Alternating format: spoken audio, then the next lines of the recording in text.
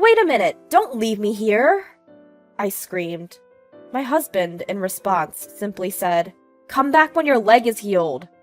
With that, he abandoned me in the mountain wilderness. Wait! Don't leave me here! I cried out again, only for my husband to smirk, give me a glance, and then turn his back to me. Without my phone, he left me stranded in the mountains. Overcome with fear, I desperately reached out for his retreating figure, knowing my hand couldn't reach him. My legs were broken, encased in plaster casts. There was no way I could catch up with him as he walked away swiftly while I was crawling on the ground. My husband cheerfully climbed into his car and drove off in a flash. My name is Jennifer, a 35-year-old office worker. My family consists of my husband, Robert, who was 3 years older than me and also works in an office. We're in our 3rd year of marriage and have no children, working together as a couple. Robert, being a traditionalist, doesn't do any housework. Not only does he not help me with chores, but he also tends to say things like, "Hey, pass me the remote. Could you make me a cup of tea? I can't find that. Bring it here." Even when the items are right in front of him. Initially, I was also working, and I told him a few times, "Hey, I work too, you know. Help me out a bit." But he just responded, "I'm the one bringing in more money. It's only natural for you to do it." When I asked him again to help, he started to respond with, "Stop nagging me," and would slam down the newspaper or a cup just to make a point. Eventually, he started to ignore my morning greetings and wouldn't even respond when I tried to engage him, so I gave up. Since then, I've been doing all the household chores by myself. I must admit, there are times when I'm exhausted from work and I wish he would help me. But I figured it's better to put up with it than to be subjected to complaints or be ignored. One day, I was on my way to work. I saw a child about to fall down the stairs at the train station. Without a second thought, I darted out in front of him, shouting, "Watch out!" and shielded the child from the fall. However, I couldn't stop myself and ended up tumbling down the stairs while holding the child. The scenery whirled around me and I felt intense pain in my arms and back. While falling, I heard a dull snapping sound, followed by a pain so severe it was incomparable to anything I had experienced before. When I finally came to a stop, I checked the child in my arms, who seemed to be so stunned that he had forgotten to cry. Relieved that he was not seriously injured, I tried to stand up, but ended up collapsing due to the intense pain in my legs. I asked the station staff, who had come running over, to call an ambulance, and I was transported to the hospital. As expected, the result was that I had broken my leg. Upon reaching the hospital, I called Robert and explained the situation, asking him to come to the hospital. "I'm sorry for making you come. It might be a little dramatic, but I ended up having to get a cast." "Don't worry about it. Let's get you home first. Don't worry about anything here." Robert seemed genuinely worried. "What a kind husband you have," said the nurse standing by, to which Robert replied, "Well, I always help around the house." He shows off with a blatant lie. I was taken aback for a moment, thinking, what the? But didn't want to make a fuss right then and there, so I kept quiet. When we got home, Robert's attitude took a complete 180. "Hey, I'm hungry. Get me some food. Oh, and iron this shirt while you're at it." He demanded household chores of me. Being wheelchair-bound and unable to stand, I exclaimed, "What? Can't you see my condition? You said you'd take care of things while I was in the hospital." Stunned by my words, he retorted, "I only said that because you were in the hospital. Get it done, would you? You couldn't have possibly protected the kid. You're too clumsy. You can't move that quickly." It appeared that Robert didn't trust what I was saying. "That's not true. Why would you say something so cruel?" "Doesn't really matter, does it? Are you taking time off work? What about your salary?" Robert seemed more concerned about the money than my well-being.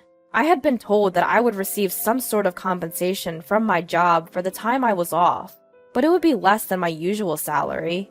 "You can't do household chores or bring in a salary. You're really useless," he criticized. As I was too stunned to respond, Robert plunked down on the sofa and grumbled loudly. Why on earth did I marry such a woman? Why would you say something like that? It's not like I wanted to be in this condition. Enough with your yammering. If you have the energy to whine so much, start taking care of things around the house. You're capable of doing that, aren't you? Without even making eye contact, Robert yelled at me. I felt a sense of darkness overcoming me and blurted out, "That's enough. If you're going to be like that, I'm going back to my parents' house." Robert seemed more than ready for this. "All right then, I'll drive you there," he chirped as he went to grab the car keys. I packed only the bare essentials in a bag, using my crutches to get around. Robert didn't even bother to help me into the car with my crutches, instead complaining, "Hey, what's the holdup? Get in already!" He carelessly tossed my bag into the car, clearly irritated. My parents' home was a 2-hour drive across the mountains from where we lived. I felt a bit suspicious that Robert was willing to drive me all the way there, but I had no choice but to rely on him at the moment. Robert remained irritated, clicking his tongue every time we hit a red light. I figured I could just think about what to do next after I got to my parents' home. While lost in these thoughts, the car gradually left the city behind and started entering the mountainous area. Before long, there were only a few streetlights and hardly any houses around us, with nothing but the straight road stretching ahead. Robert's irritated demeanor didn't change, and all I could think about was getting to my parents' home as soon as possible. Suddenly, the car came to a stop. "Wait, what's wrong? Did we run out of gas?" Surprised, I turned to ask Robert, only to be yelled at. "Get out of the car here!" Huh? Here? Why? I can't be stranded out here. Shut up! Don't come back until you're walking again.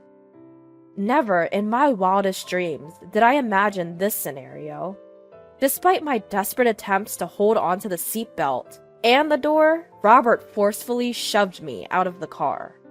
As I shouted, begging him not to leave me, he simply smirked, got back in the car, and left. Unable to move, all I could do was cry out as loud as I could.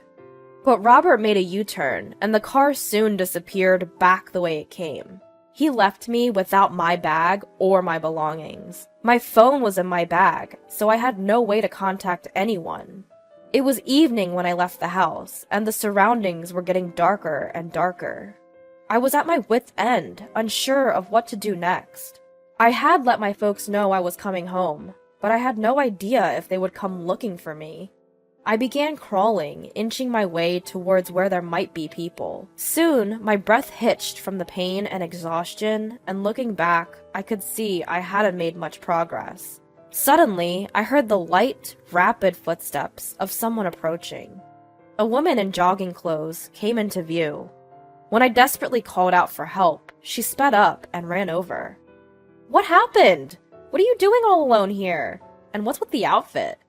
Following her gaze to my leg, I saw the cast, dirty from dragging on the ground, and my clothes partially worn out from rubbing against the asphalt.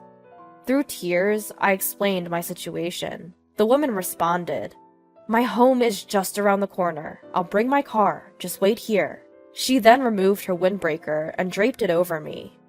All I could do was express my gratitude and pray that she would return as I waited. True to her word, she was back in her car within about 5 minutes. "I'll take you to my place. Where do you live? Oh, but first, we should probably go to the hospital."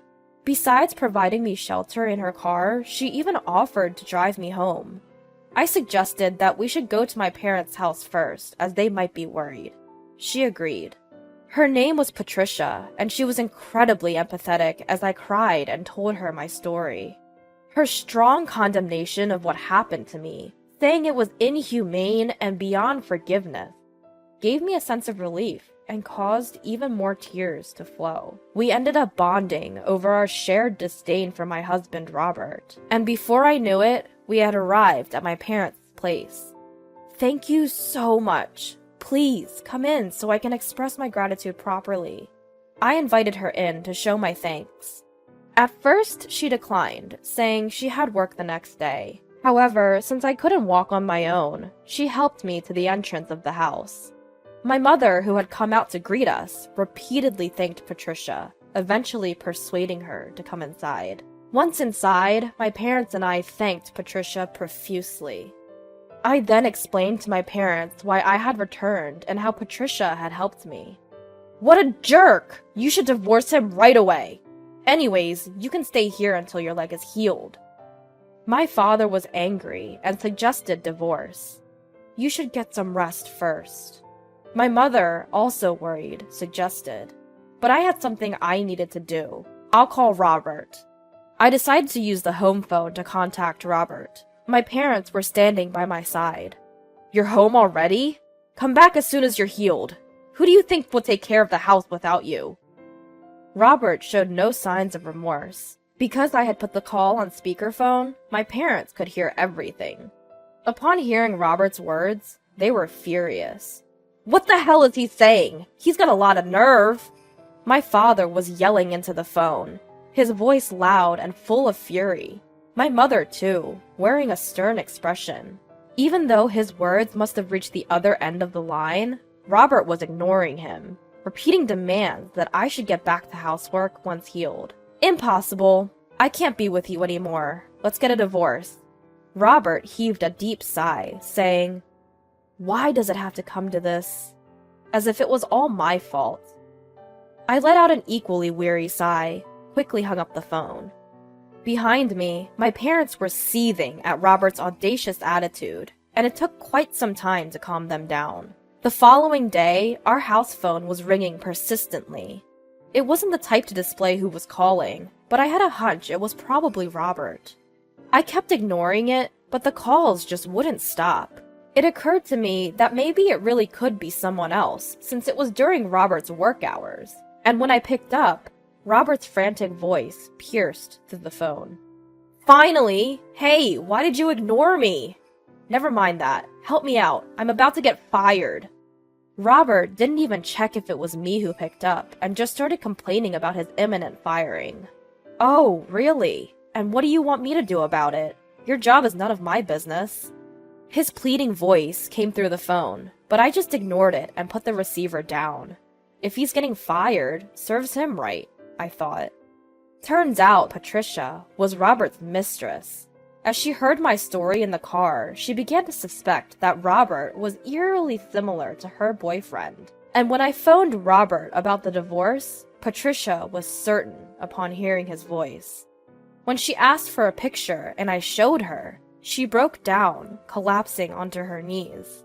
I, too, was in the dark about Robert's infidelity. I was completely put at ease by Robert, who had no business trips, no working on his days off. I was furious for being neglected and cheated on. But Patricia's rage far surpassed my expectations. According to Patricia, she had met Robert at her workplace. Her workplace was a subsidiary of Robert's company. She was working part-time there when she encountered Robert, who was visiting on business. Robert began to visit her and wanted to establish a personal relationship. After hearing from colleagues that Robert was divorced, he himself also explained to her about his divorce history. Patricia, drawn by his seemingly sincere character, started dating him under the premise of future marriage as suggested by Robert. But his true nature was a man who not only lied about being married, but abandoned his injured wife in the wilderness. Patricia, enraged at herself for being fooled by such a man, wore a chillingly scary smile. Her revenge probably led to Robert's dismissal. After I hung up on Robert, Patricia called me. He's in a real mess. My uncle got furious about this and fired him. The uncle Patricia was referring to was the president of Robert's company. It turns out the president and Patricia are uncle and niece. Patricia, who has health issues and finds it difficult to work long hours, started working part-time at her uncle's subsidiary, which is close to her home. She told me she was jogging in the mountains that day as a way to build strength and save money she would have spent on gym memberships. Apparently, the CEO doesn't have any children of his own, and seems to have doted heavily on his niece, Patricia. Patricia, however, didn't want it known that she had such a connection, as they worked in different places and had different surnames, and thus, she never mentioned it to Robert. That's probably why he didn't know. But be careful, she warned. According to my uncle, Robert was saying a lot of inappropriate things. I suspect he'll be heading to your place again. Just as Patricia had said over the phone, Robert showed up at my parents' house that night. Perhaps because he got no response to his calls. He knocked loudly on the front door, screaming at the top of his lungs. "You got me fired from my job! You come too! Explain everything to the boss and apologize!" According to Robert, he was fired because I supposedly instigated Patricia. He seemed to think that the boss misunderstood because I exaggeratedly told Patricia about his affair after I found out. It occurred to me then, this is what Patricia meant by inappropriate. But my father had already opened the front door. "Misunderstanding my foot? How dare you ask my daughter to apologize after you cheated on her? You got what you deserved. Now get out of here!" My father shoved Robert out of the doorway, took a glance at him groveling and begging for forgiveness, and slammed the door shut, locking it. Yet, we could still hear him causing a ruckus outside, so I spoke to Robert through the intercom. "Let me clarify something since you still don't get it. You think you got fired because you laid hands on the boss's niece? You should know better. The boss had explained everything, from A to Z." From the CEO's perspective, this incident was seen as an employee from the parent company deceived an employee from the subsidiary company into an extramarital affair. Moreover, because he was dealing with a part-time employee who was in a weaker position than a regular employee, it wasn't just a simple affair, as Robert put it.